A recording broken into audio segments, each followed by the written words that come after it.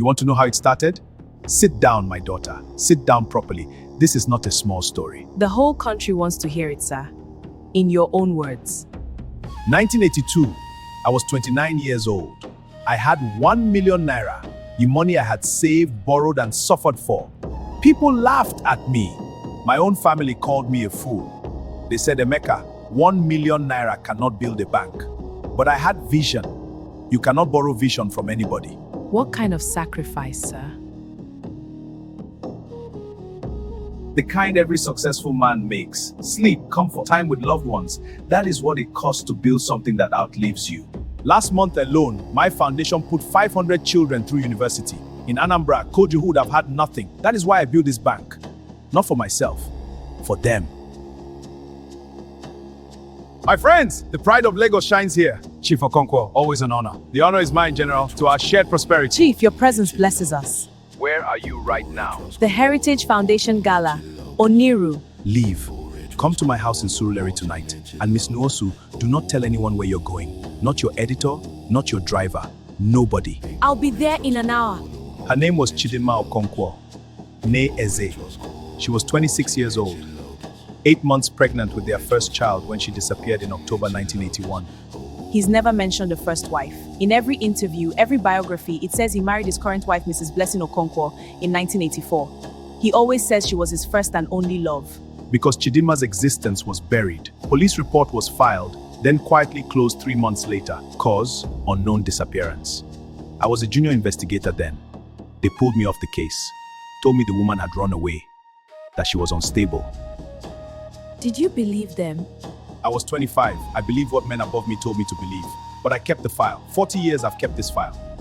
The 1 million naira he claims he no inheritance filing. 1 million naira in 1982, materializing from nowhere like a miracle.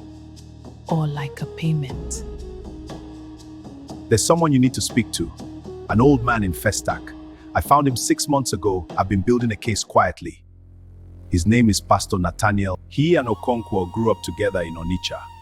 He has been trying to confess something for years, but he is afraid. Afraid of what? That the man he helped become a legend will make sure he never finishes the confession. Sir, we're here about Chief Emeka Okonkwo and about Chidinma. Chidinma. Sweet, sweet Chidinma. She used to call me Uncle Nath. She loved garden eggs and she sang in the church choir. She had a voice like a morning bird. What happened to her, sir? Emeka came to me in September 1981. He was agitated, desperate. The business he had been trying to start had failed again. He owed money to dangerous people. He said he had met someone, a man in Onitsha who promised him wealth. Real, generational wealth. Wealth that would make him the most powerful man in his bloodline for 100 years. I was young and foolish and I worshipped Emeka.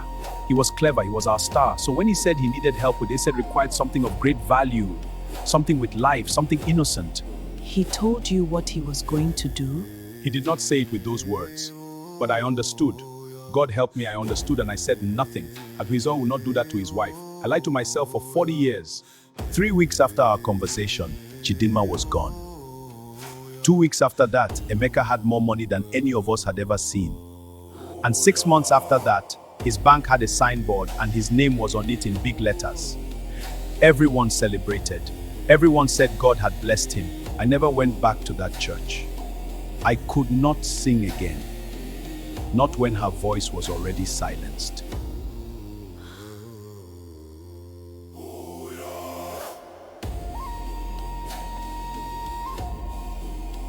This is enough. This is enough for a story that ends careers, ends legacies. A story is not a conviction. I need you to understand that. But the public will mourn him before they believe you. He has given too many scholarships, built too many hospitals. People do not want their heroes dismantled. You must be surgical. Every word must be a fact and every fact must have a chain. That is why I need you to do something difficult. He already trusts you. He gave you the anniversary interview.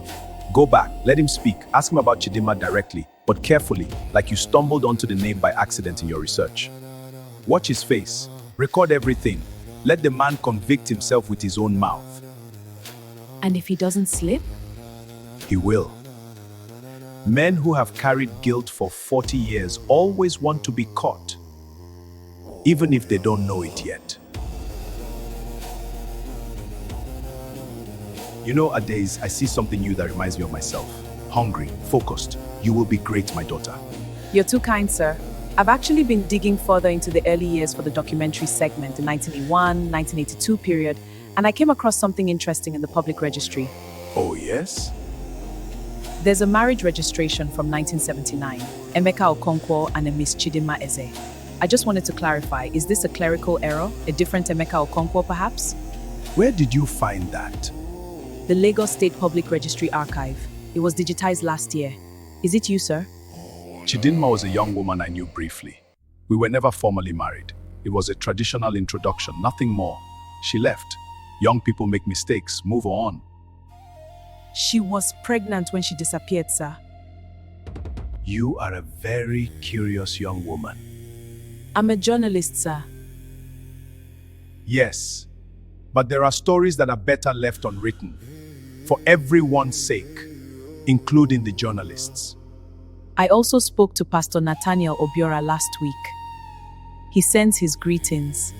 He says he has been praying for you. Nathaniel is still alive.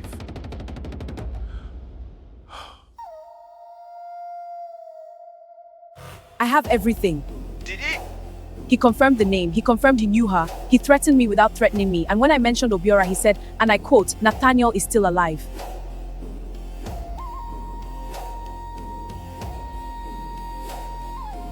She sang in the choir. She had already named the baby. Chief Emeka Okonkwo was arrested 9 days later. During interrogation, authorities recovered ritual paraphernalia and documents linking a cash payment to a known spiritualist in Onitsha, dated November 1981. Chidinma Okonkwo's remains were never found. Pastor Nathaniel Obiora gave a full statement to the EFCC and died 6 weeks later in his sleep. He was 83. Okonkwo Heritage Bank was placed under regulatory administration. The 500 children on that year's foundation scholarship list still received their funding from seized assets by court order. Their names were read aloud in open court. It took 47 minutes.